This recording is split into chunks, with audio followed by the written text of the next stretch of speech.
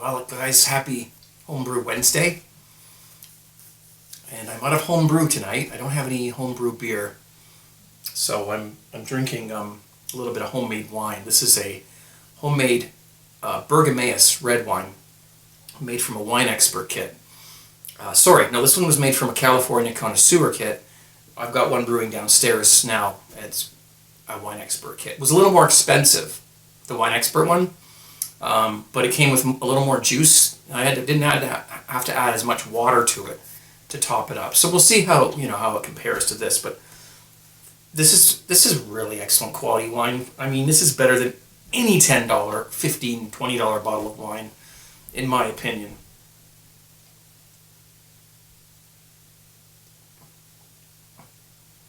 Oh, it's good. Okay. Try it. Today's topics. We're going to talk a little bit about flavors in home brewing, a little bit about off flavors, and why does home brew have to have that home brew taste? What is that?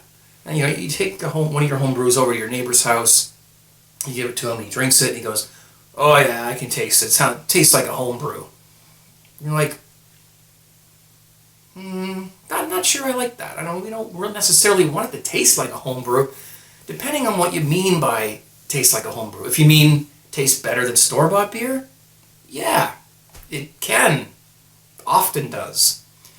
But if you mean, it's got that twang, that off flavor, that weird flavor, that we don't want that. So we're going to talk a little bit about that, because I got a couple of questions last week regarding these flavors, and we'll get to that in a second. And also we're going to talk about, no, it's not anything illegal. It's actually maltodextrin, okay? And there's some lies and misconceptions out there about this stuff. And I've done a little bit of research to make sure that, we get proper information on this. We're going to talk about this, and it's something that you should have on hand. It's very handy to have in your beer recipes. So I got a question last week. This fellow has tried, he says, I tried 4 Cooper's kits, and used every single one has an off flavor. He has used spring water. He's had boiled up water for 10 minutes, tap water, dry hopped, and he's done all the things. His temperatures are 68 to 70 degrees Fahrenheit where he brews his beer, and he's extremely anal about sanitation. He's very clean, and he sanitizes with Star San. He doesn't understand why he's getting these off flavors. Now, I'm not sure what he means by off flavors, but I can only guess that he's getting some sort of appley or cidery flavor. He's done extract and partial extract without off flavors. Any ideas? Okay. The truth of the matter is, I don't know. There's things that go into those beer kits. And, we're talking the Cooper's beer kits, and I brew them all the time. They use a specific type of hop. I think mostly Pride of Ringwood hops they use. Their extract they make themselves. But I've never had a problem with it. I think I know what you mean by off flavors. Just flavors that you don't want in there. Just, weird flavors. They can come from extreme temperatures, although you've said that you don't have that going on. The thing that I would try if you want to still brew beer kits and you still want to be able to do that simple procedure is try a different yeast, because everything hinges on the yeast. The Cooper's yeast has a specific profile to it, and when you open a package of Cooper's yeast and you smell it, there is a sort of an appley flavor in there. I'm sure there's nothing wrong with the yeast, but that's just the yeast. Whereas you open up a Nottingham or an USO5, you get more of you don't get as much of that. You get more of a bready, kind of dusty, bready flavor. There's lots of reasons why things can taste weird. And you know what? If you can't get the kit to taste good, it's like the patient goes to the doctor and says, "Hey doctor, it hurts when I lift my arm." Doctor says, "Well then don't lift your arm." Just you need to move to something else. If you don't like what you're brewing, then try something else. And I know it's a shame because I have great results with those kits, and I would say switch out the yeast. Try a USO5 or USO4 yeast or a Nottingham or something. See if that works out, because that can really make a big difference. And I've done that, and I tell you, it does. Okay? So what about this homebrew flavor? This flavor where the people say, oh yeah, I can tell it's a homebrew. And they don't mean because it's good. Because usually we're talking about inexperienced brewers or inexperienced beer drinkers who are just drinking this stuff. Okay? And so they're used to that. Then they drink a homebrew and they say, oh, there's that homebrew taste. Well,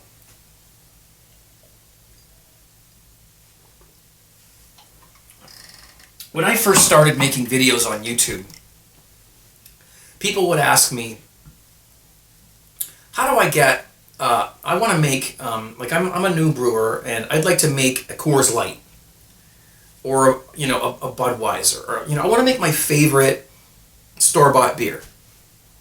How do I do that? My initial answer to that question was, and this was 6 years ago or something like that, my initial answer was, you can't. Homebrew inherently tastes different than store-bought beer. Okay? So you can't reproduce those. Well, it turns out I was wrong. You can reproduce those beers. But you're going to have to do a little more complicated brewing methods. You're going to have to get into all grain or even partial extract beers. Or you're going to have to figure out different, if you still want to make simple beers out of beer kits, you're going to have to figure out what fermentables to use. And there's lots. Now, for example, these generic beer companies, now I got tape over it because I don't want to discredit anybody. I mean, I drink this beer all the time when I don't have any home brew. This is the one I drink. Okay, it's very inexpensive. It's not anything to shake a stick at, but it's not terrible. As a matter of fact, let's get double-fisted.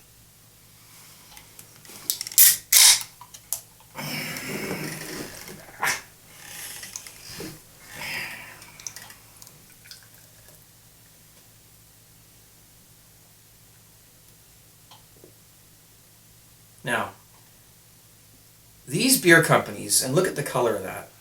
I mean, it's barely got any malt in it. I mean, I scoured, I looked. Cheers, by the way. There, double-fisted, there you go. I searched around for about 20 minutes and I could not find the answer to the question, how much malt is really in these beers? What percentage of malt? Now, when you do an all-grain beer, for instance, it's 100% malt, or 100% barley, let's say, because not all barley is malted. So that's another little topic we would cover one week. But it's 100% barley, whether it's malted barley, roasted barley, crystal malt, whatever. Okay, and these are not. Okay, I mean, people criticize kit and kilo brewing, because you're putting a kilogram of dextrose in with a can of malt extract, and you're getting something that looks similar to this. There's a lot of corn sugar, rice sugar, fermented rice, fermented corn sugars, other fermentables. And I'm going to put a link down in the more info section for you guys to some of the other fermentables that you can add to your beers, including this, which is not a fermentable, by the way, but we'll get to that. Okay.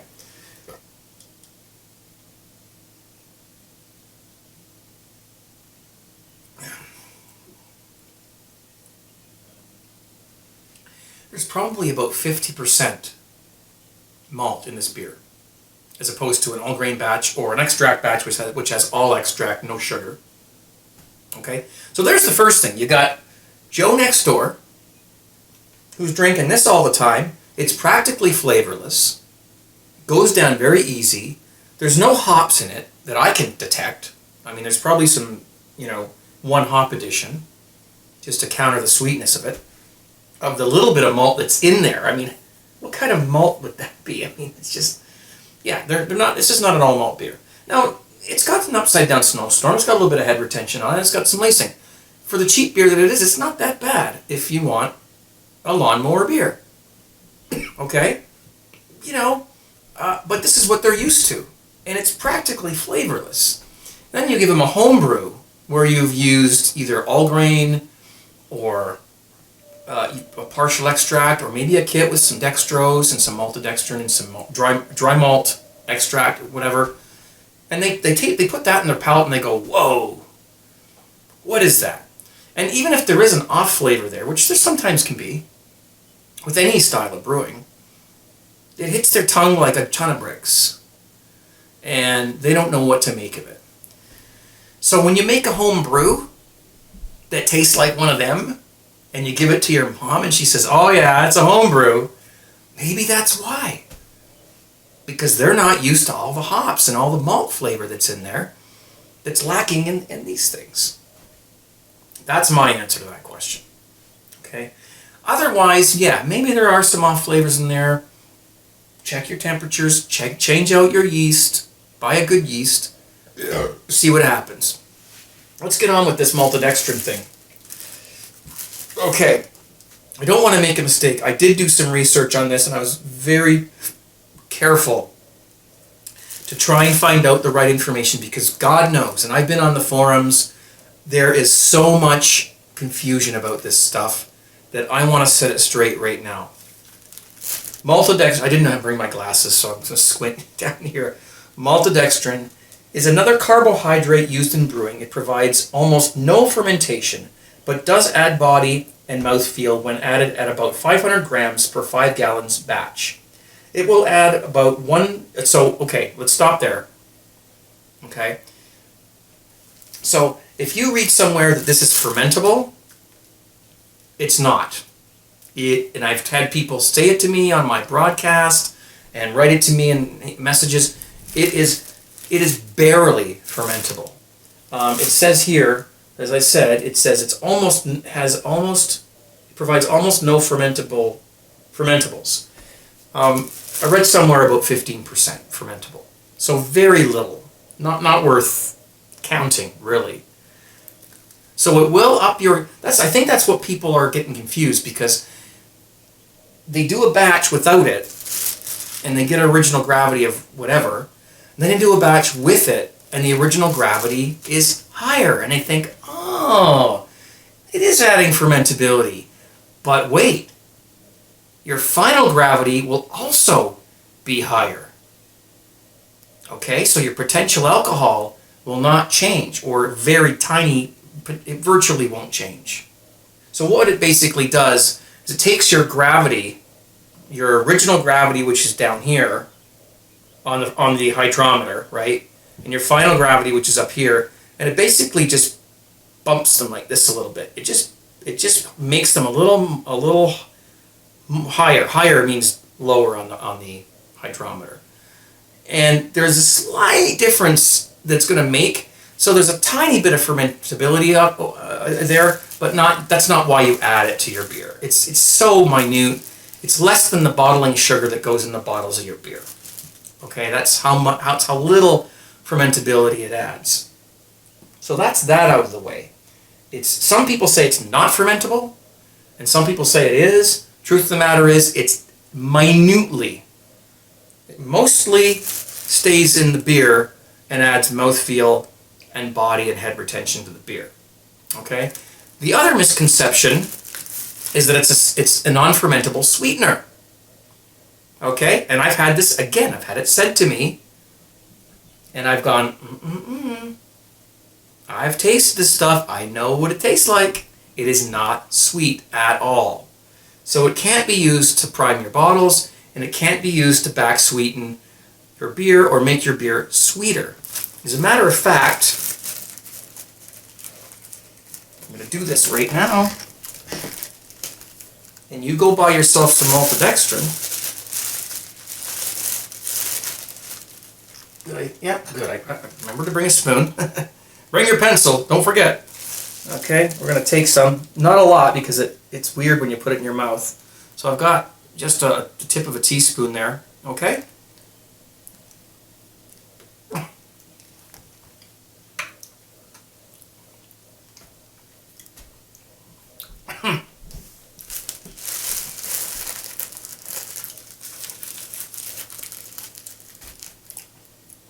No, it's not sweet at all. You know what? It has a like ever so tiny hint of sweetness to it. And that might just be the way it hits your tongue, because it's the first thing that happens when you put it in your mouth. It's a powder, and it has a tiny, like I swear, like 1% sweetness. But as soon as it starts to clump up and it gets all rocky, and it's almost like gum, you know, and then it gets, you know, stiff, and then you have to sort of chew it and swallow it. It has absolutely no sweetness whatsoever. So anyone who thinks that it's going to sweeten your beer, I'm sorry, but I just tasted it and I beg to differ. It ain't gonna do that. You're better off getting some sort of an invert sugar or something that doesn't ferment, an unfermentable sugar, which this is not. And I've seen it called unfermentable sugar in places, and it's not, because it's not a sugar, for one thing. It's a carbohydrate. It's a starch. And that's what it is. So don't think that you can use it for sweetening your beer. It's for mouthfeel and body. What it does is it thickens. It's kind of like when you're making a stir fry and you're using like cornstarch to thicken your gravy in the stir fry, or when you're using cornstarch or flour to make gravy and thicken it. It's like that. It's got a thickening property to it that when you add it to your beer, it makes your beer not as watery, I guess is the best way to put it. It adds body to it, you know, and of course the bubbles stay around longer and you get lacing, and it's got more of a, you know, picture skim milk as opposed to 2% milk or cream, right? The skim milk is kind of thin. It tastes, you know, it doesn't have any mouthfeel, and the 2% milk or the cream has that smooth, velvety feel when you put it. It's exactly the same thing that this does to beer. Okay? So that's that cleared up. You guys can look that up. I'll put a link to this article down in the description. It has all kinds of other fermentables there that you can also look up and look and get the information from. And I hope this video was informative. I'm double-fisted. My ferrets want out. I gotta go and tend to them. Cheers, 17, and thanks for watching. I hope this video was informative, and I hope you enjoyed. We'll see you very soon. Oh, by the way, yes, I will be doing a Back to Basics Cooper's home brewing video extremely soon. I've been asked for it. I said I would do it, and I will do one, okay? So that's coming up soon as well. Back to Basics, simple beer kit. Cheers. 17. Be safe, guys. Take care.